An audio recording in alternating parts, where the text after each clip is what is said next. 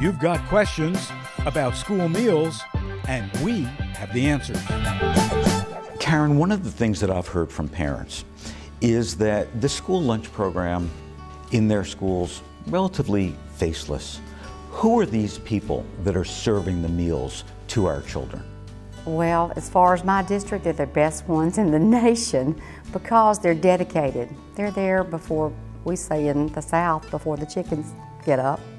And they're dedicated to doing what's right for children. They love the children. A lot of times they treat these children as their own, and they give them love. They serve up love every day, and they're dedicated individuals. What we don't do a lot of times is toot our own horn enough about the professional training that our people go through.